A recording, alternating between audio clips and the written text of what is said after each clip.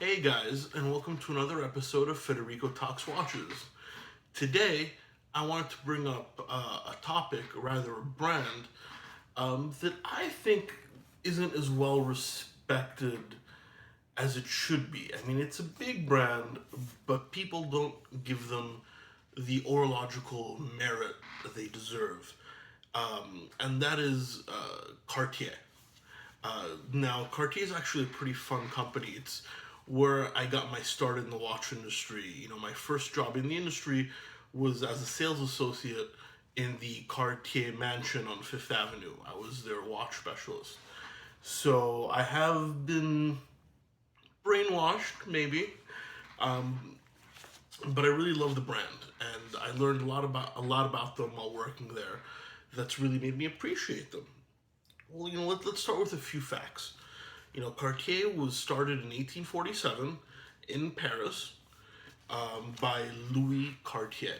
Now, they are a jeweler as well as a watchmaker, but they have one of the most important firsts in the watch industry, and that is they created the first purpose made wristwatch in 1904. Now, wristwatches did exist before 1904, but this is the first watch designed to be worn on a wrist for a male.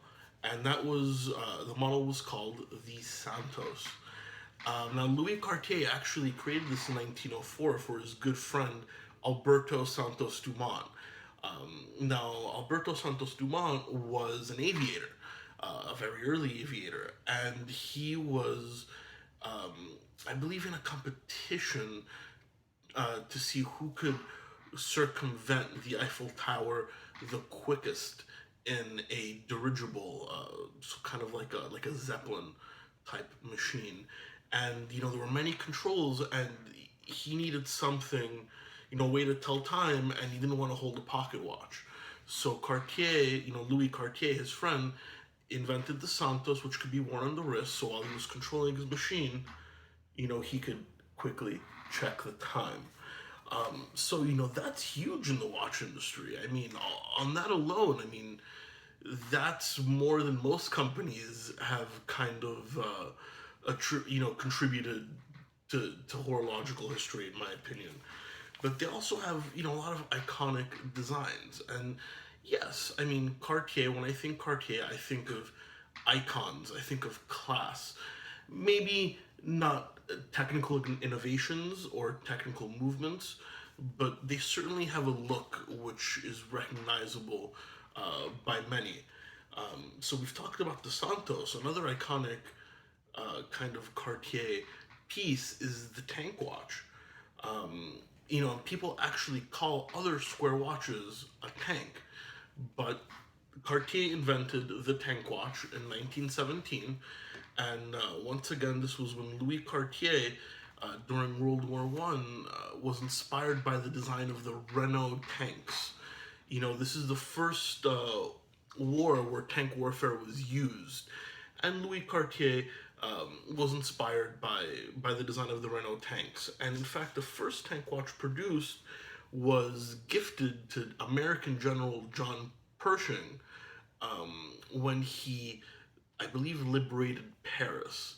So it's got quite a history behind that as well. I mean, yes, Jackie O wore the watch, and that's kind of what's really made it iconic. And a lot of nowadays a lot of ladies wear the tank watch, but originally it was modeled after a design of based on a military design and gifted to a World War One general.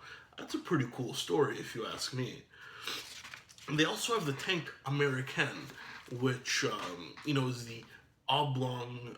Well, actually, maybe not oblong. It's the rectangular, longer tank. And this is actually one of my favorite pieces that they make. And it was inspired by American 1920s architecture. It's very Art Deco. The proportions are built after, or modeled after rather, skyscrapers. They use the Empire State Building as inspiration. And, it's a very elegant watch. And to this day, apart from maybe the Frank Mueller Long Island model, I don't know any other famous brand that makes a watch in this proportion, or that, quite looks like this. And, they still make it to this day. I mean, it's now called the Tank Americaine. It used to be called the Tank Cintre. And Cartier is also taking strides in technical, horological means lately. I mean, they just came out with their 1904 movement, when it just came out, meaning 2007. But it is their own and their first in-house movement, which industry rumor has it was actually designed by Jaeger LeCoultre, but officially it's a Cartier movement, and they use it in most of their newer models, such as the Calibre, the Tank MC, and they've also made a chronograph module for it, so you can get it in a chrono as well. So Cartier is making strides for their own in-house movements.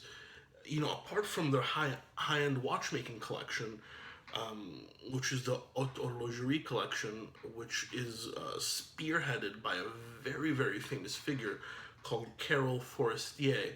She used to be the head of Renault and Papy, which were a movement maker that kind of developed and researched movements for very high-end brands, such as Richard Mille and AP. Well, she's now the head of Cartier watchmaking, and she's responsible for some of the really cool stuff that's come out lately, like the mystery watch and the new Cartier Rotonde Astrotourbillon, as well as the Cartier Jump Hour. A lot of their haute horlogerie pieces, which are finished to a very high degree, are all spearheaded by her. And this technology is kind of trickling down into the more affordable stuff. So nowadays, I'd say 50% of their collection is in-house. So you have the Calibre, that's in-house. You have the Santos Dumont, which is a Piaget movement, actually, as well as the Ronde Louis Cartier. But you also have, what else is in-house? The new Cartier Drive, that's in-house. And then you have a couple that still use ETA movements, like the Santos 100, which is the most iconic Cartier, in my opinion, is still using an ETA 2892. But, there's nothing wrong with that. I mean, yes, are in-house movements technically more prestigious? Sure they are. But I don't think there's anything wrong with wearing a Santos 100. It's such an iconic man's piece. It can be recognized from a mile away. I mean, it's a masculine, powerful design, and very few brands are lucky enough to create an icon such as the Santos 100. Well, guys, what do you think? I mean, I know it wasn't a very in-depth review. I'd love to talk about Cartier further, and maybe I'll put together a little in-depth historical review on the brand. But, what do you think? Do you disagree with me? Do you like Cartier? Do you dislike Cartier? Let me know in the comment section below. And like and subscribe if you want more content. I'm trying to come out with videos daily. Didn't come out with one yesterday, but so far we're at 4 for 5 this week. So let me know, guys. It's been a pleasure. Thanks.